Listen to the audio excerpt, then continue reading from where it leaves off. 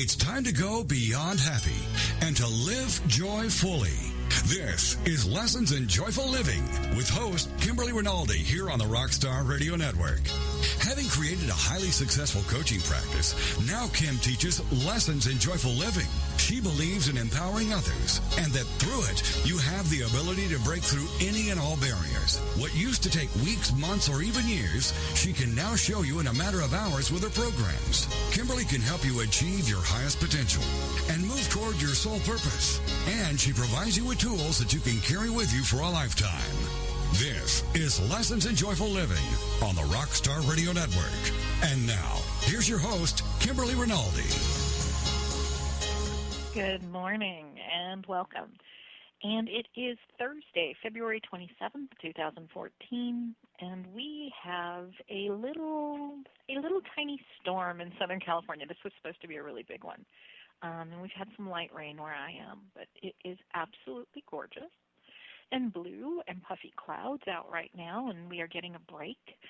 And evidently the really big storm is coming in tomorrow, and I have an event where we are outdoors for part of it. So we are looking at rescheduling and trying to figure out how to manage that.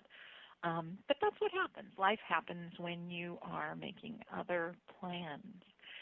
And because it has been cold and I've been in my flannel pajamas the last few nights and enjoying this cooler weather, and we've had some crazy 90-degree weather this winter. I decided that for breakfast this morning, this is why I'm like so amped up and have so much blasted energy, I was going to have one of my favorite morning smoothies, and that was 2 handfuls of kale, a half a grapefruit, about a quarter cup of pineapple, and a good bunch of mint. And kale is a superfood, and all of that green is chlorophyll, and that gives you a lot of energy. So I'm kind of actually pacing around my office with the headset on, trying to burn off a little bit of energy as we come into the show today. But it's a good thing. It's a good thing to take care of yourself. And as it turned out this morning, I had a wonderful conversation with a strategic partner we're going to be announcing in the coming weeks. We've got a lot of really exciting big changes, and I've been alluding to them and hinting at them and chomping at the bit to say them, but until things are finalized and on paper, I usually don't share. But I just want you to keep listening because we've got some really exciting stuff coming.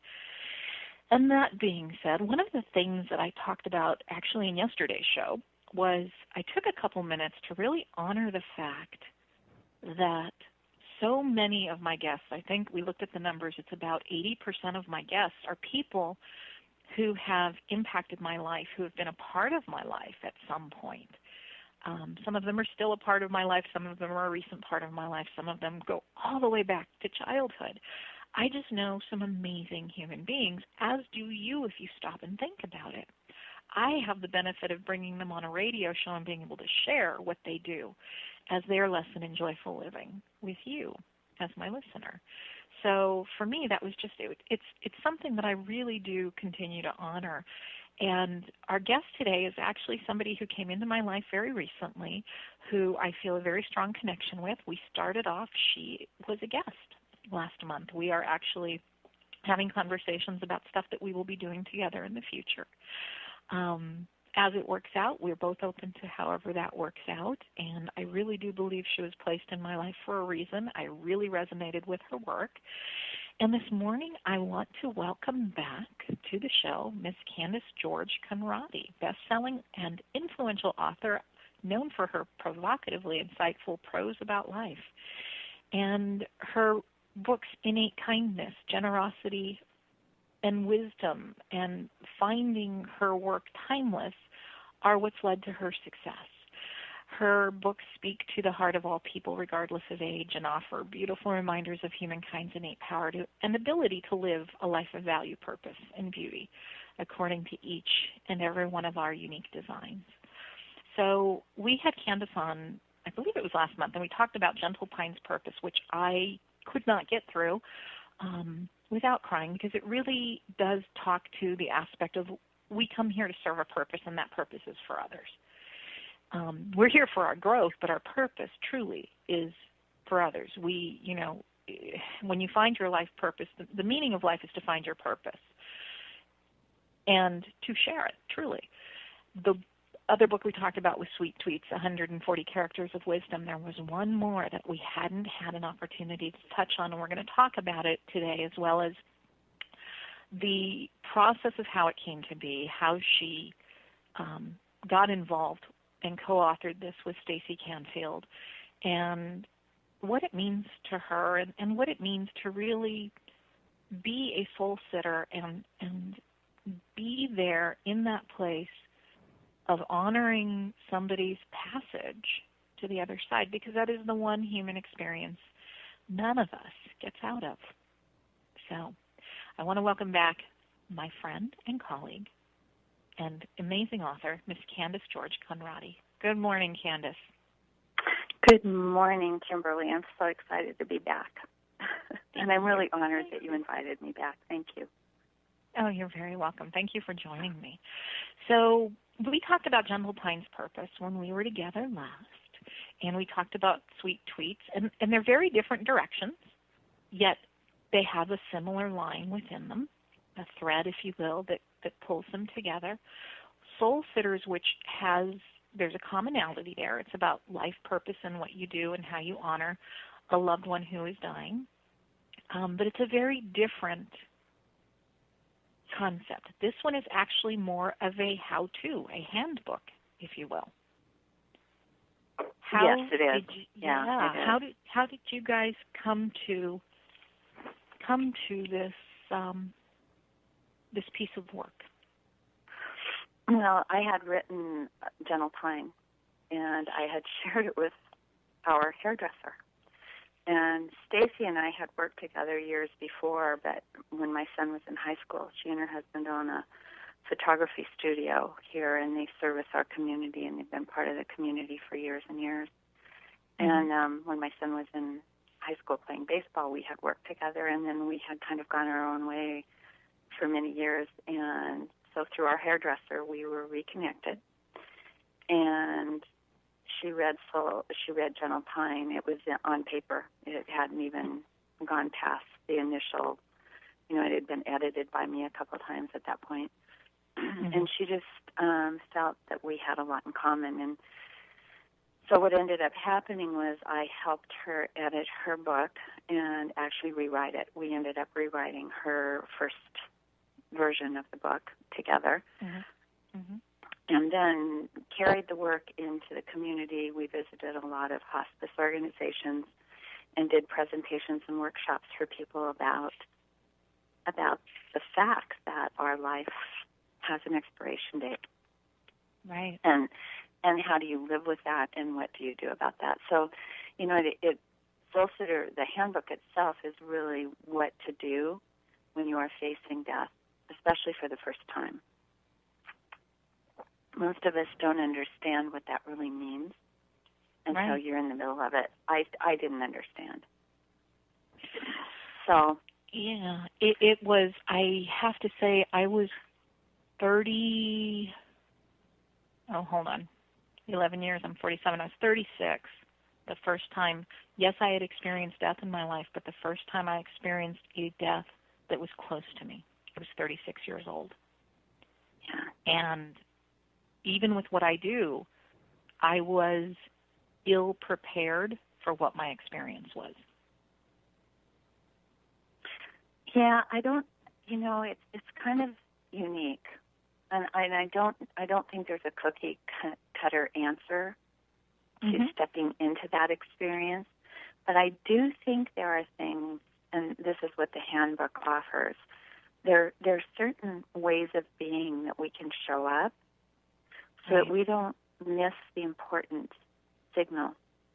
If I had this handbook when we were my father-in-law in 2007 was diagnosed with congestive heart failure, and his doctor gave him 3 months to live. Mm-hmm. And he wouldn't let him leave the hospital unless he went either to a care facility or went to hospice. He had to choose one, which it was interesting to walk that path with someone knowing their expiration date, right? Right. I mean, the doctors aren't always right. So we were hoping the doctor was wrong. that but Dad had really... It gives you an understanding that, hey, it's time to get your affairs in order. Yeah. So when we stepped into the house and we started the process of hospice, Dad was really vibrant until the last week of his life. And there were a lot of things that I would love to have known and been aware of during those 3 months that would have made it even a richer, more memorable experience. And it was very memorable, and we did the best we could, and his whole family showed up, and his nephews were living in the house with him. I'm in San Diego, and he was they lived in Fullerton. And I was going back and forth through that 3 months to kind of help with everything. My mother-in-law was in a care facility with Alzheimer's, so there was a lot of complex things going on at the time. But the time with Dad, there were really significant things, and I would have recorded his story. That would have been one of the absolute things that I would have done, and I didn't think to do it. Because you, and I say ill-prepared, and it isn't necessarily a bad thing. It's just that had been your experience till then. We're about a minute and a half from break, but what I want to talk about when we come back is you mentioned something. It's about showing up. For me, my first experience, it was my maternal grandmother. She had asked for me. I was the last one to go see her. And I remember saying, absolutely not. I will not go. I do not want that memory of seeing her like that. I really was very resistant, and there was a lot of dynamic that went around it, and I knew that I could be okay if she passed without seeing her. I ended up going and not necessarily honoring my place in it, and I look back on it, and I could have done things differently. I don't know how. It wouldn't have changed anything other than how I feel now about it. That's the point that I'm trying to make for people, because we're the ones left with those feelings. So that's why we're speaking. Yeah, and that's why we're speaking today about this. So join us back. We're back in a couple minutes speaking with Candace Conradi, talking about one of those things that a lot of people aren't necessarily comfortable with, but we feel it's important. So join us back. We're talking about Soul Sitter's Handbook. Having overcome tremendous obstacles herself, she believes happiness is overrated. She calls upon you to live joyfully. This is Lessons in Joyful Living, and Kimberly will be right back after these on the Rockstar Radio Network. What does reboot mean? Ever wonder why your connection to the world through your computer does not work as flawlessly as most of your ability to breathe? ISP Radio Network explains the why and how the internet works. Learn the inside and secrets that your internet provider may not be telling you or even want you to know. Gain the confidence to proclaim that you are no longer technically illiterate. You may call him a techno gearhead or network guru, but Stephen Graybill, your host, is a person driven by a passion to serve people fast internet, as well as empowering internet users with simple skills to maintain their fast internet. This is ISP Radio Network, a place where internet service providers and the self-proclaimed technically challenged users of the internet meet weekly to share ideas of what makes the internet work or how to make the internet work better. Don't miss ISP Radio with your host, Stephen Graybill, Wednesdays at 9 a.m. Central, right here on the Rockstar Radio Network. Get ready for Wise Up Radio, leveraging your learning, leadership, and legacy with Donna Kimbrand, the Edgy Evolutionary, Tuesdays at 1 p.m. Eastern, here on the Rockstar Radio Network.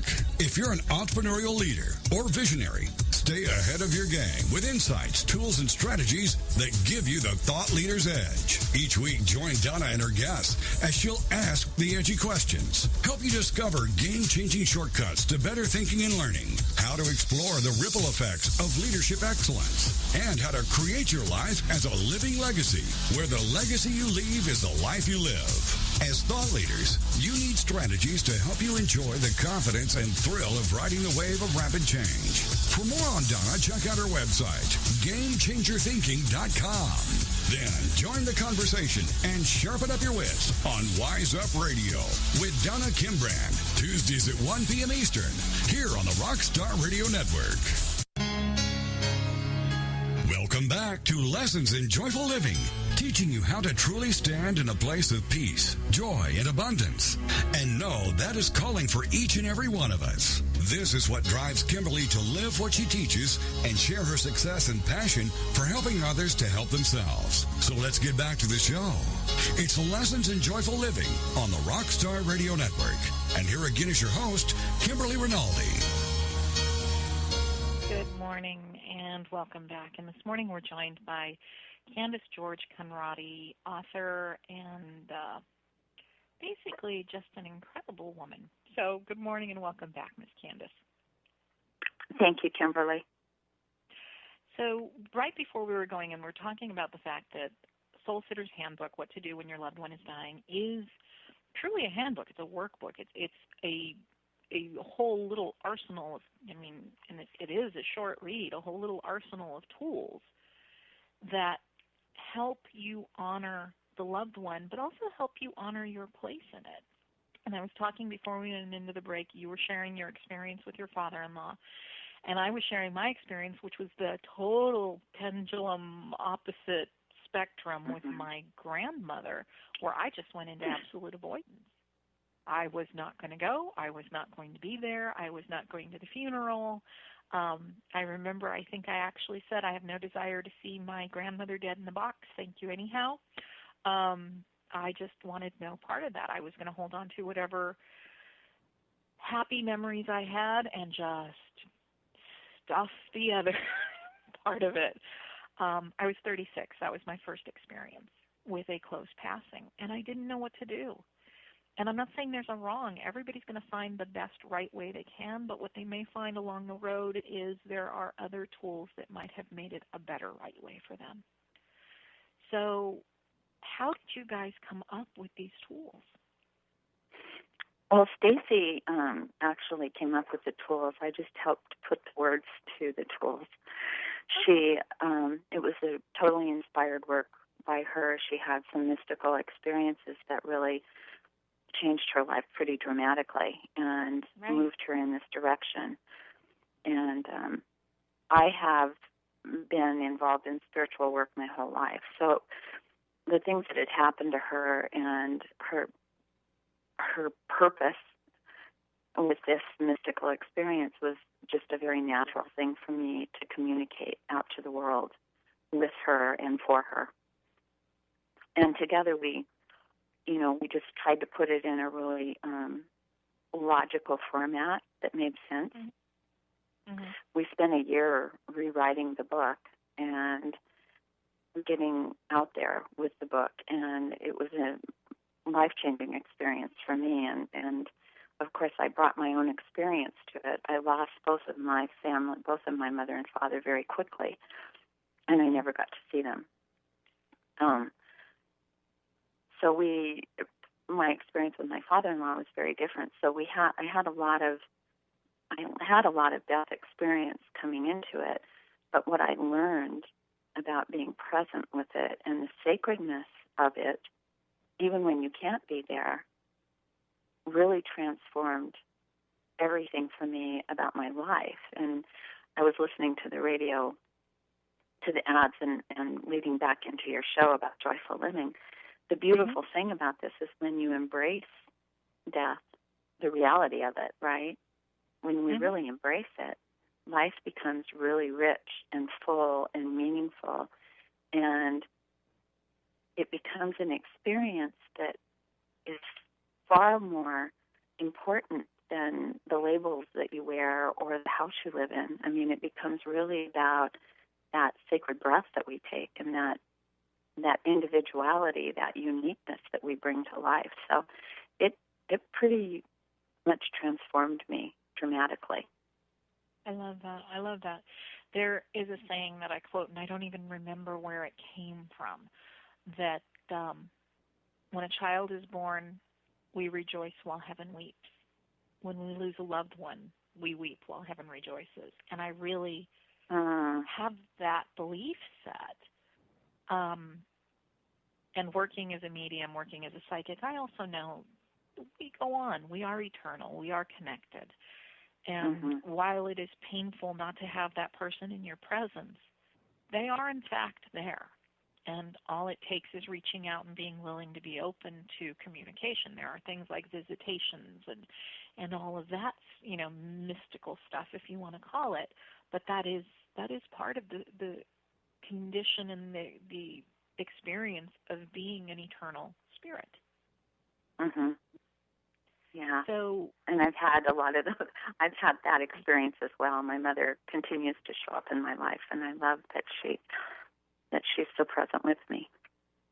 You know what? And that is, I get so many people saying, I've lost a loved one, and I had a dream, or I had this thought, and I, as a psychic and as a medium, I'm like, no, that wasn't a dream, that wasn't a thought, that was a visitation.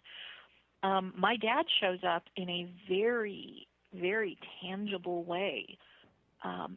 Neither one of us smoke in our home. We actually have a little sign that says, "Thank you for not smoking," on our front door. And neither one of us smoke, actually. I was once a smoker, but I'm not now. And my dad will show up. I become very acutely aware of his presence because it smells like cigarettes and coffee. And it is so profound in the house. My husband's like, "Tell your dad to knock that crap off." And other people smell it.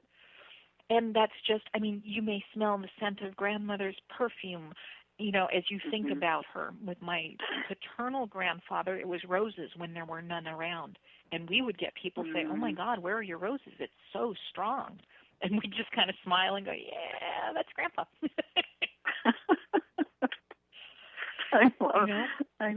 I love these experiences because they become tangible, and and I don't know. It gives us where we need tangible things to prove. We need proof, right? Right. And I really enjoy it when it shows up. Yeah, and I tell even my students who I train in psychic and mediumship work, you don't live and die by the validation, but it is such a beautiful thing when you get it. And especially when you're getting that validation that a departed loved one still exists. Whether it's in a dream, whether it's in a fragrance, whether it's one of the ones that my dad also does. This one was kind of funny. The song "Happy Trails to You" was something he and I planned his funeral, and he asked me to have that played, and it was so irreverent. I'm like, oh, my word, the rest of the family is going to absolutely come unglued. Okay, I'm in. And I remember my dad laughing, going, "I know, and I'll be dead."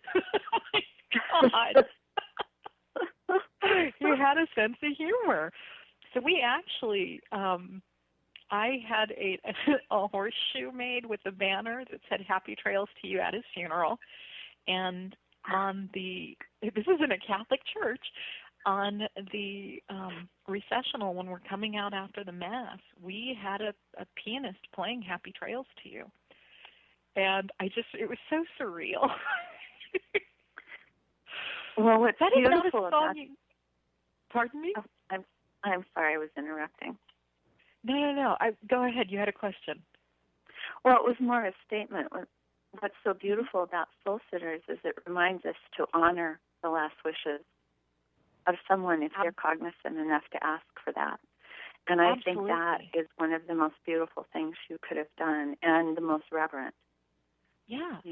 And while we were planning it, we were laughing, we were having a good time, and his whole thing was like, the family's going to totally get torqued on this, and I'm going to be the brunt of it. And he's like, "Yeah, I know." So we had a good time with it. So it's not a song you hear a lot of. It was very relevant to him growing up. They actually they moved up to Hesperia, so they were within a few miles of the location where the Roy Rogers and Dale Evans Museum was for a long time. My dad worked. Yeah, my dad worked at the hospital where both of them passed. He ended up passing on the anniversary of Roy Rogers' death. When I went to the florist to order, it gets even better. I went to the florist to order that horseshoe, and I'm explaining to the florist, who's an old family friend and very Catholic, this is what I need. And before I can get another word out, he gets up and walks away, and I'm thinking, great, I've offended him. He comes back and opens a family photo album. His grandfather was their ranch hand and chauffeur. He grew up going to the ranch. He said, I would be honored to do that. That's just an amazing thing. So we end this. I kid you not, that song shows up, went at the oddest moments, and for the next month, that song showed up in places you would never. I'm at Disneyland, and they start playing it. And one of my girlfriends reaches over and grabs me, and she's like, oh, my God, it's your dad. I'm like, yeah, I know. For the next month, it showed up almost on a daily basis. That is not a song that is in the popular rotation of, radio shows or anywhere for that matter. Right. But it was there. Not. And that's what I tell people to look for. And Soul Sitters really does help as a workbook. You understand that making these plans, it's not a bad thing. It's better to know, because then when they're coming through from the other side, there are very specific, what we'll call clues that they're giving you that they're there. And they're known to you. It isn't a matter of, oh, well, it might be the wind. If you talked about something, it's there. It really is. So it's a beautiful, beautiful tool book, as we talked about, handbook. We have a couple minutes before we go into break. When we come back, I want to talk about the fact that your foreword is written by probably one of the most famous dead people of today's current culture. So we'll come back and we'll talk about that, because I think that really is kind of neat that you guys had that, again, synchronicity. So join us back after the break. We're speaking with Candace Conradi. We're talking about Soul Sitters Handbook, what to do when your loved one is dying, how to fully be there for them, and more importantly, for yourself. Because as my dad said, he was going to be dead. I had to do these things for me to be in a peaceful, healthful place. So have these conversations. Join us back in a few minutes. We're talking more about how you can make this natural process a more natural conversation and a more joyful connection. Join us back in just a few minutes. Thank you.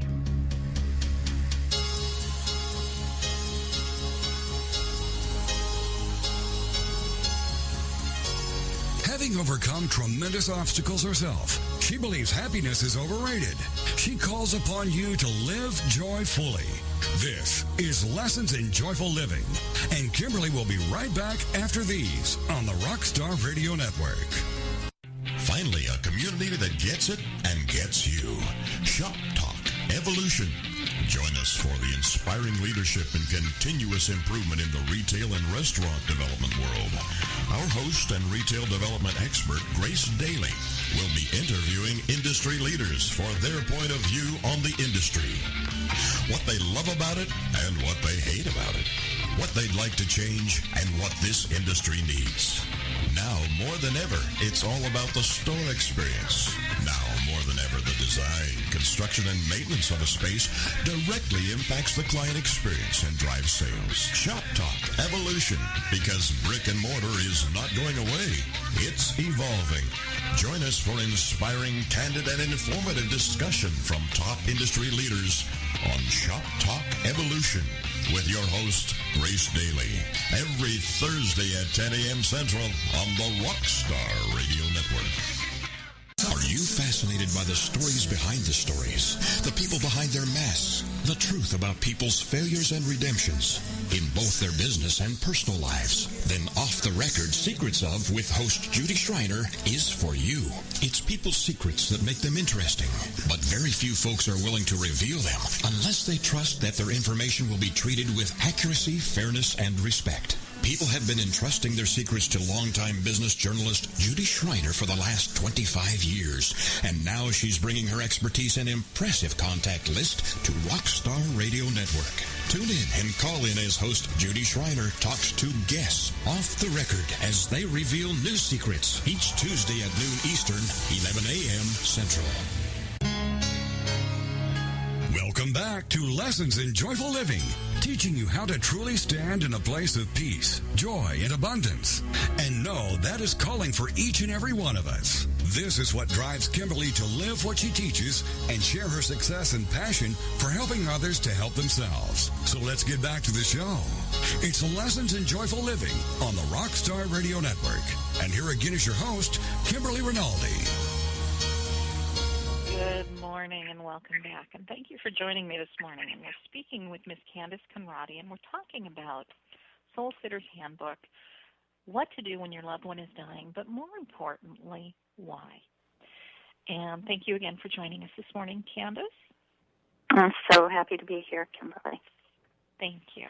We have actually had, and it's been, I don't want to call it a theme, but I've had in the last, I want to say, 2 months, a couple of people whose specialty is hospice and somebody else whose specialty is funeral planning.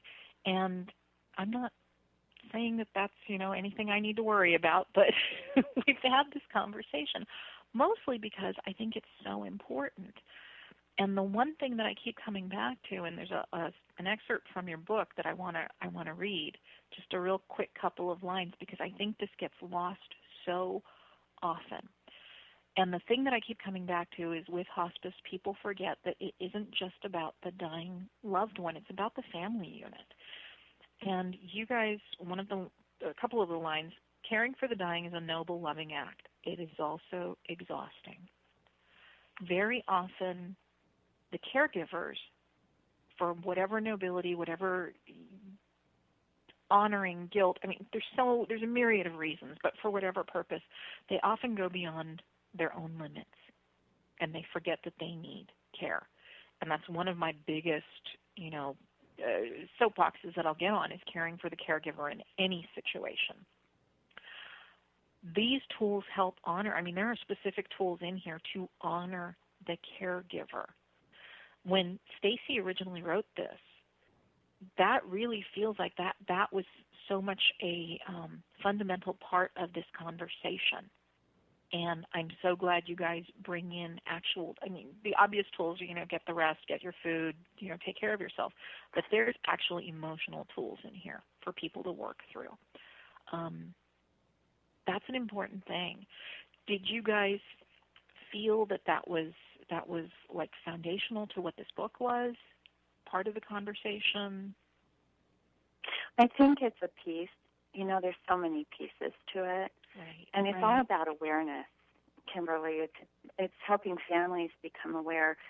We all have somebody in the family who steps forward to do the work. And so many times we just let them do it. Yeah. And we kind of step aside. Maybe they have a strong personality. Maybe they have the knowledge and experience. But whatever it is, there's always someone in a family who will step into the role of the doer. And this is a reminder to the family members to help take care of the doer, too. It's a family event. When my father-in-law passed away, it took a village to be with him, to make sure my sister-in-law is a nurse, so we always knew and were really mindful of his meds and what he needed. My nephew stepped in, and some of them worked from home, and so they were there taking care of him. Our son was there taking care of him full time because he was between jobs at the time.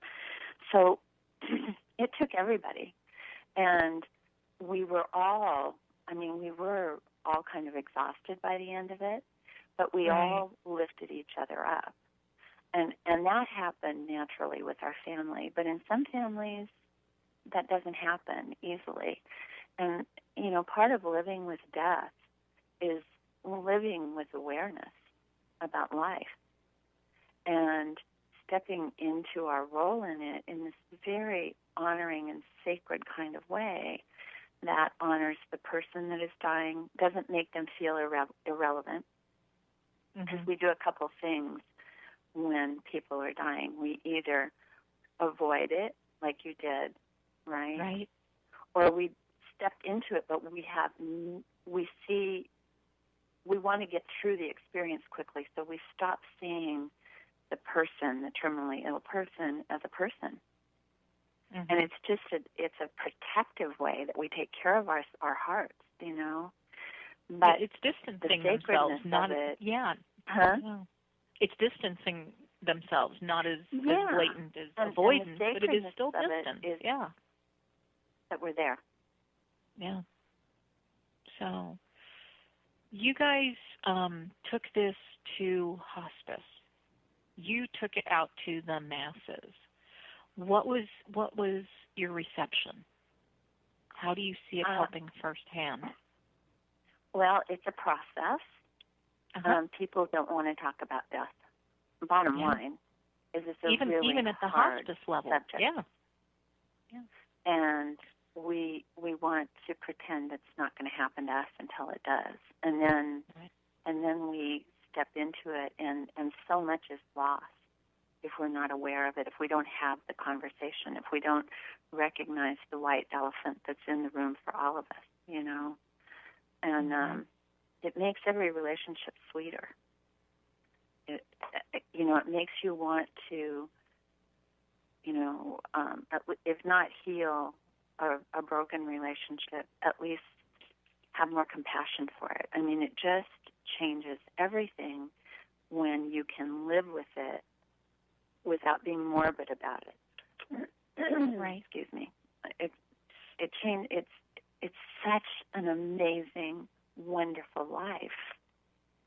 It's the wonderful, it's the movie The Wonderful Life when he doesn't exist, right, in the movie.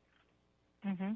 But there is this sense of, wow, we matter, and the people that we are with matter, and they're part of our soul journey, and there's something really important here, and I don't want to miss it, And if I'm avoiding this as an issue in my life, then I'm going to miss it. I'm going to be sidestepping it all the time and pretending it's never going to happen. And it's funny that you said that, because after the next loss I had was my father, and I went from total avoidance with my maternal grandmother to Dad and I had long conversations. I knew everything that he wanted. We got to where we laughed, we joked, we teased about it. At one point, he asked why I was so adamant about being cremated. We were raised Catholic. And many, many years ago, it was not an option. It is an option now.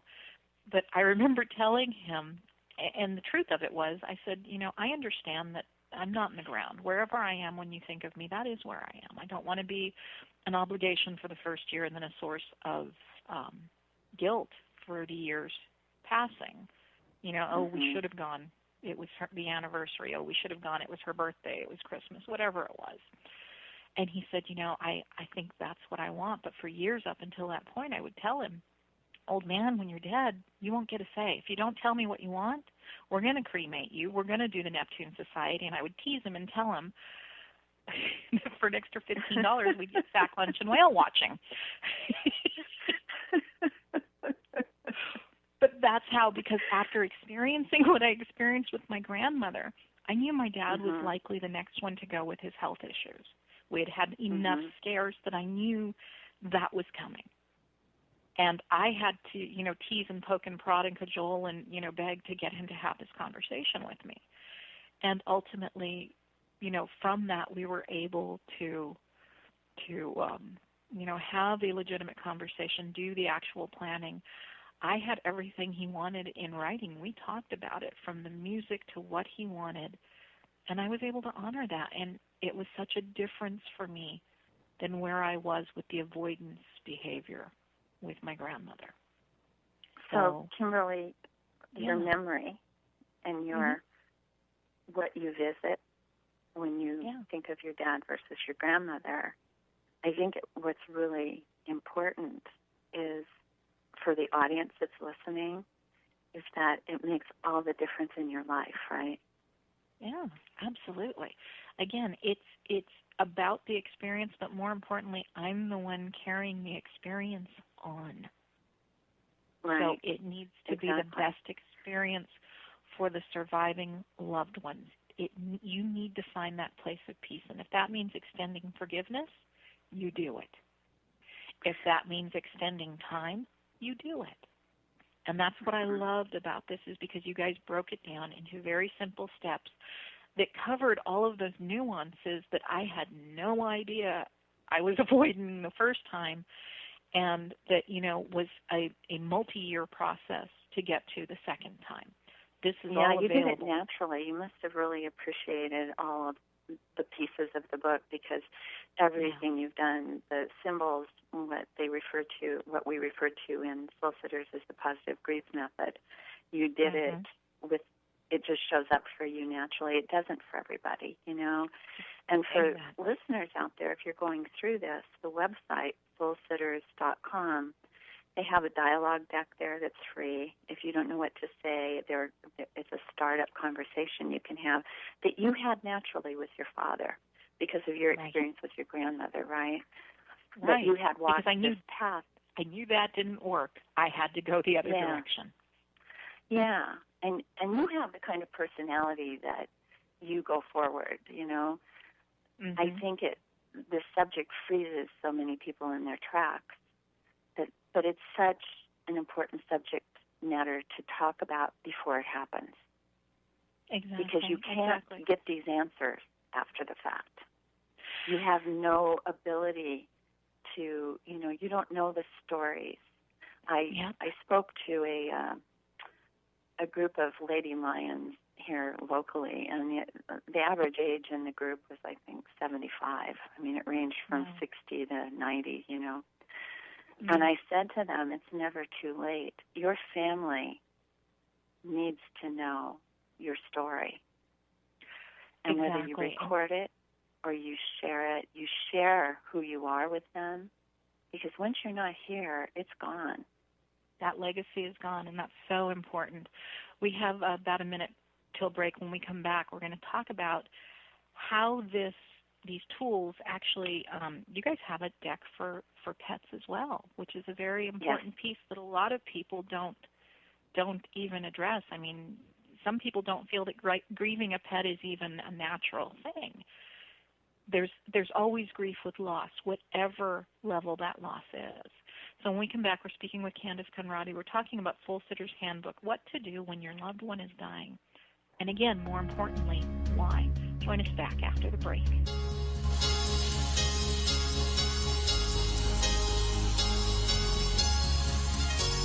Having overcome tremendous obstacles herself, she believes happiness is overrated. She calls upon you to live joyfully. This is Lessons in Joyful Living, and Kimberly will be right back after these on the Rockstar Radio Network. In the annals of recorded history, there has never been anything that can compare to home movies.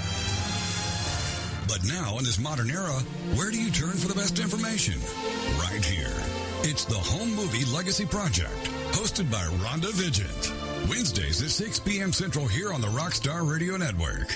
Learn how to organize, digitize, share on social media, use as genealogy research, repurpose, or even monetize found footage. Discover ways to find films about your own family that you didn't even know existed. Or create a documentary that can use the power of home movies to deliver a message that can impact the lives of many. For more on Rhonda and the show, go to our website, homemovielegacy.com. Then be here as the journey continues with the Home Movie Legacy Project with Rhonda Vigent. Wednesdays at 6 p.m. Central here on the Rockstar Radio Network. Finally, a community that gets it and gets you. Shop Talk Evolution.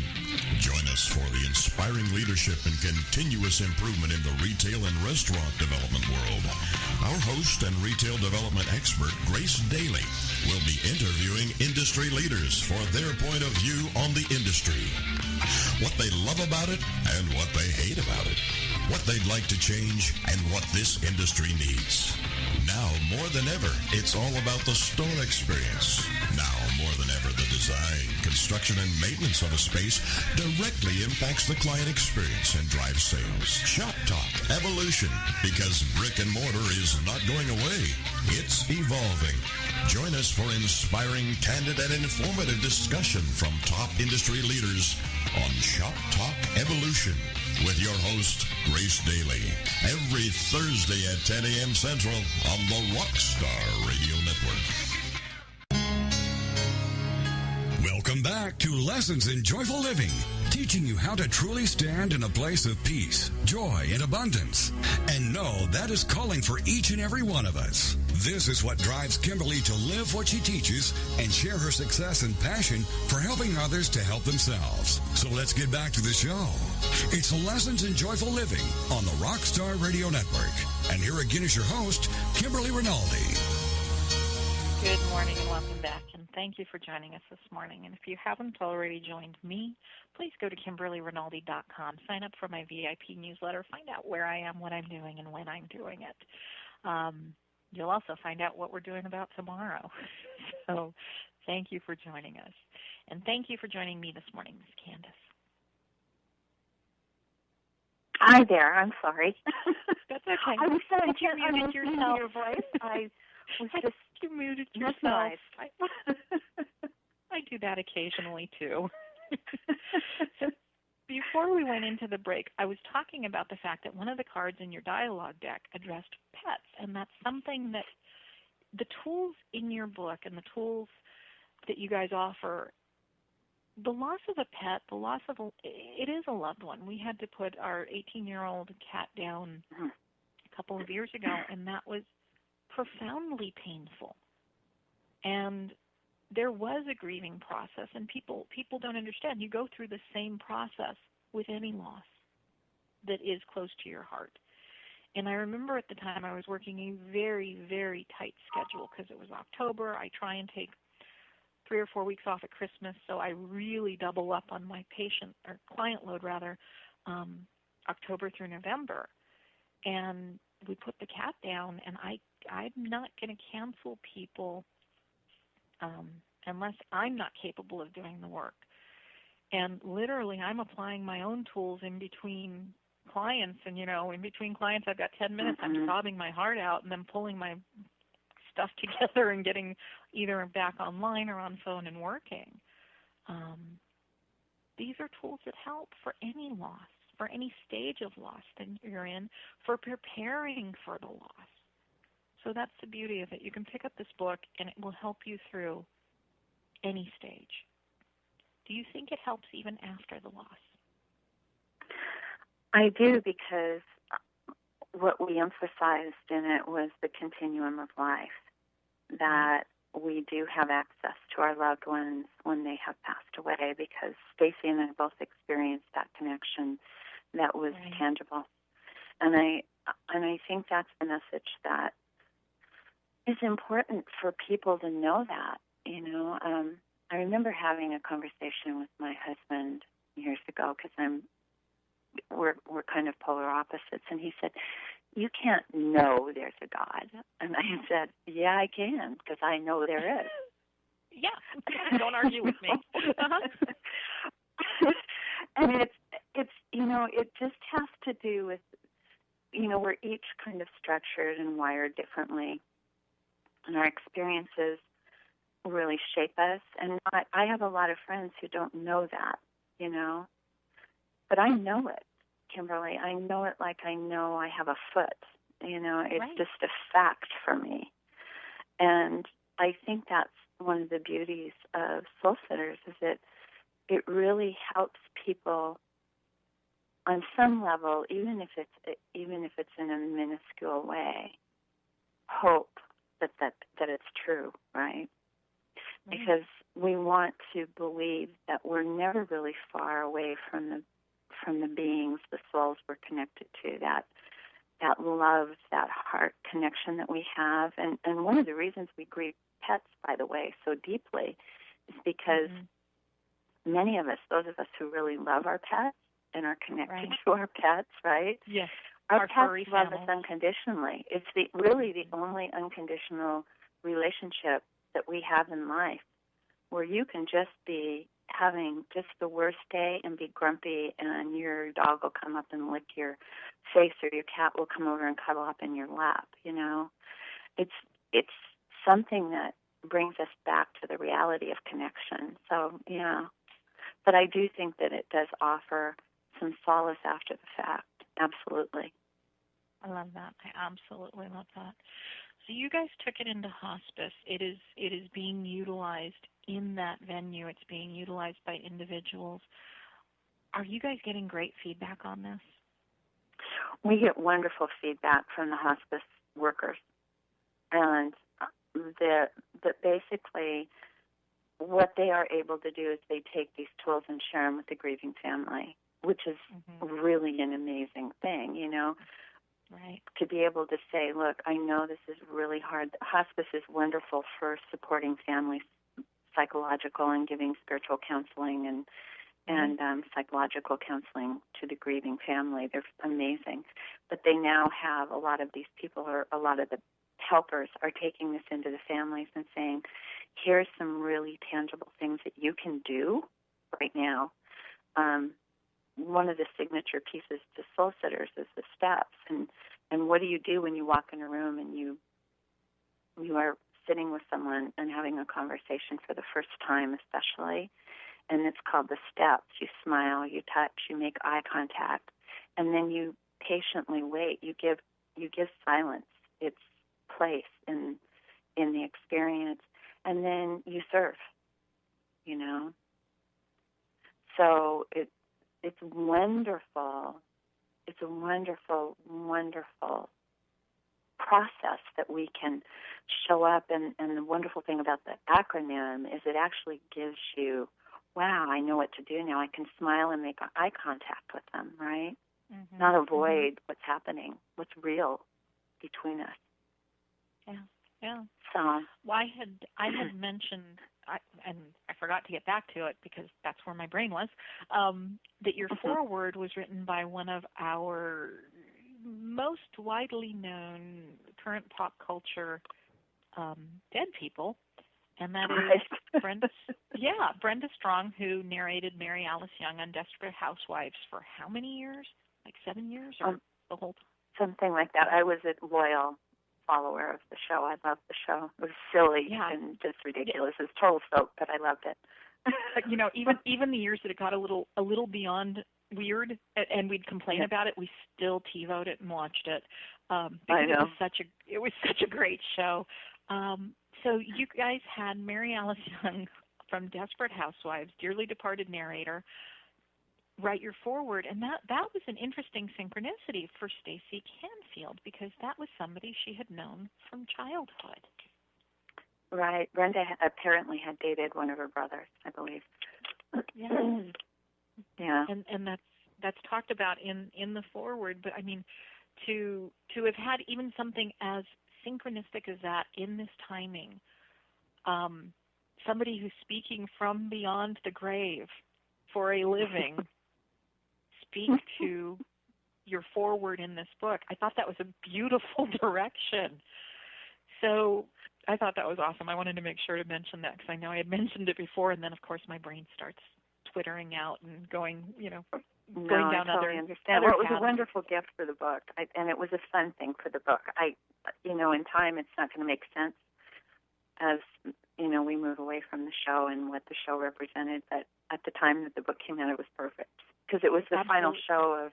It came out, I believe, the year that Desperate Housewives ended. Yeah, that's a beautiful thing. And as long as it remains active in reruns, it's still viable. So good thing. We've only got a few more minutes. As always, this goes so quickly. So I want to thank you for joining us. This is where you get to tell everybody, how do they get the book? Where do they go to get the book? They can go to Amazon.com and just type in the Soul Sitter's Handbook, and it will come up. And I really want to encourage anyone in the audience who is facing loss and feels very lonely to visit the website. It's really simple, soulsitters.com, SOULSITTERS.com.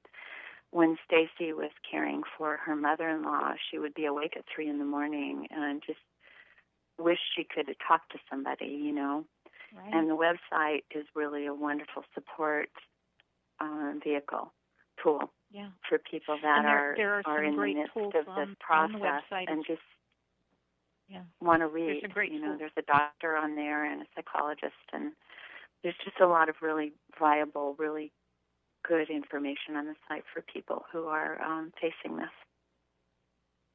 And there's some great tools on the website as well, as I was saying, the Miracle Dialogue Deck, which is designed to open the conversation and really look at connecting with that loved one and getting their legacy out. And then you guys have the Passage Plan, which is a plan for what you want for to the support living. you physically. Yeah, for the living. It really is. It's about getting that connection and taking care of you. You guys designed it as a blueprint to equip you to comfort your loved ones at your passing. So I want to thank you for sharing this with us today. Soul Sitters Handbook. Oh, Kimberly, it's been such an honor. Thank you. Thank you for joining us today, Ms. Stacy. And again, you have so much to share. I'd love to have you back in the future and continue to share your voice and your direction, because it really is so helpful to people to hear these things and to know they're not alone and to know there is help out there for them.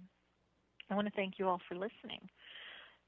On Lessons in Joyful Living, we are Monday through Friday at 10 a.m. Pacific Time live. You can find us on demand at iTunes or at the TogiNetTalkRadio.com. I want to thank everybody at TogiNet for making my job so easy, and Karina especially for making me sound good. I want to thank you all for listening. Don't forget to go out and do good things for you, not just today, but every day. And when you find your lesson in joyful living, please, by all means, find a way to share it. It is so important to do that, because that's what we came in for. Finding your purpose in life is one thing. Finding a way to share it is the meaning of life. And join me sometime in the future when you find the time or the direction to. You can join me at KimberlyRinaldi.com. Sign up for my VIP newsletter. You're going to find out where I am, what I'm doing, when I'm doing it.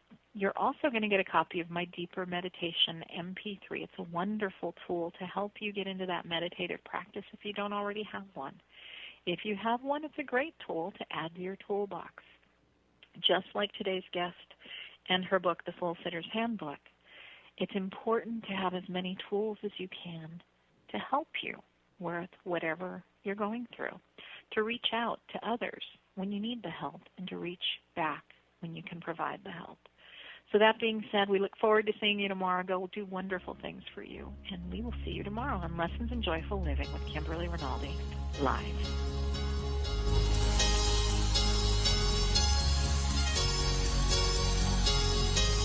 Thank you for being a part of Lessons in Joyful Living with Kimberly Rinaldi here on the Rockstar Radio Network.